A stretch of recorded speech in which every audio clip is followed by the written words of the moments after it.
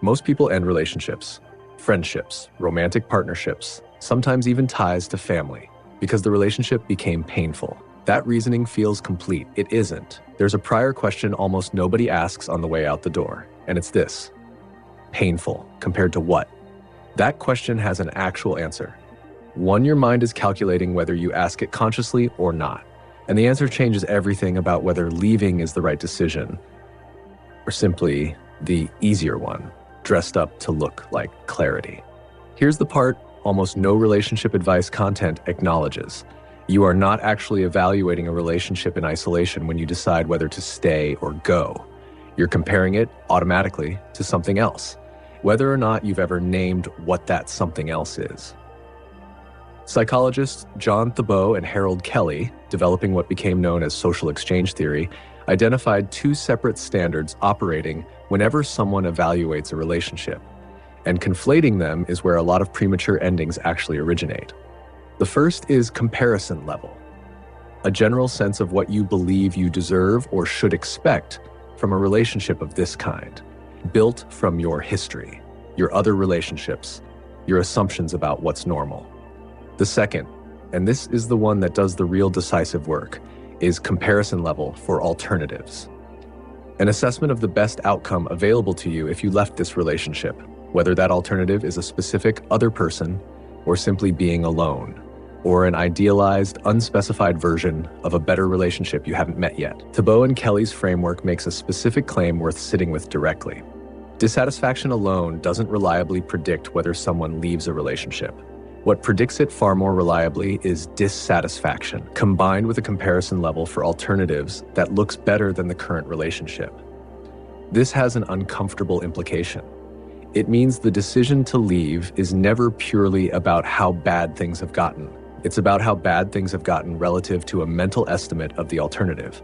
And that estimate is often wrong, inflated, comparing a real, difficult relationship against an imagined, frictionless one that has never had to survive contact with an actual Tuesday.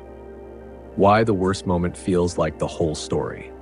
There's a second distortion running alongside the first, and it explains why the decision to leave so often gets made at a specific, identifiable moment, rather than as the outcome of calm, averaged reflection.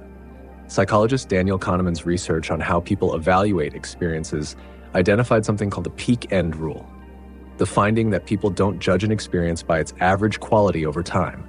They judge it disproportionately by its most intense moment, the peak, whether that peak was good or bad, and by how it ended. This was documented most famously in research on medical procedures, where patients' overall judgment of a painful experience was shaped far more by its worst point and its final moments than by its total duration or average discomfort throughout.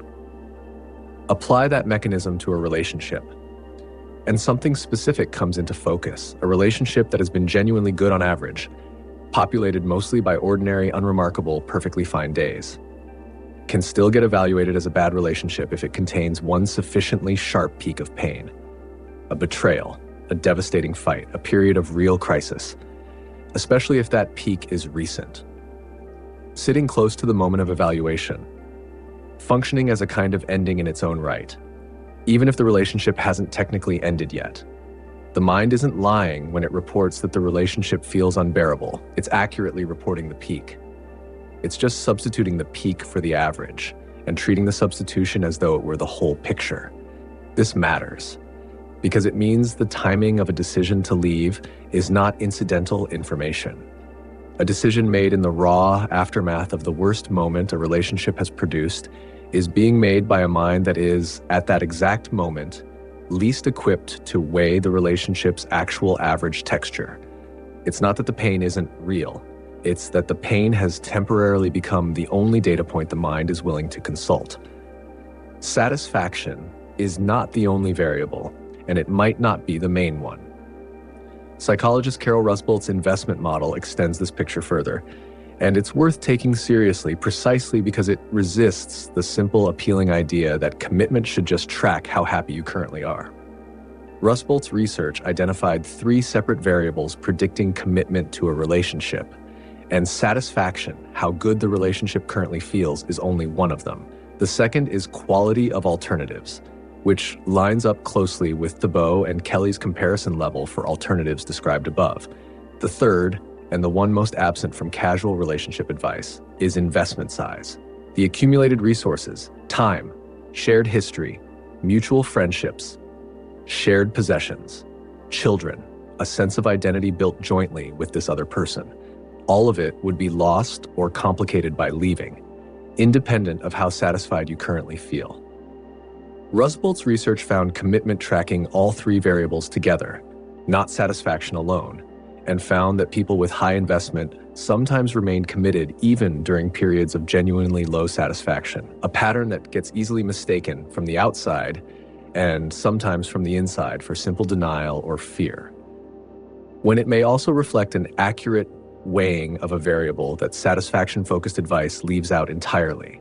This is not an argument that investment should trap anyone in something genuinely harmful.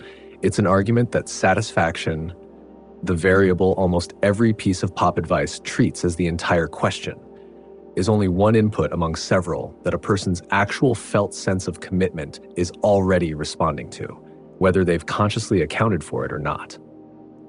The question underneath the question: is this problem solvable? There's a further distinction worth introducing because it reframes what pain in a relationship is actually telling you. Psychologist John Gottman, through decades of observational research on couples, found that relationship conflicts generally sort into two distinct categories. Solvable problems are specific, situational, and have an identifiable resolution: a disagreement about how to divide a particular chore, a misunderstanding about a specific plan.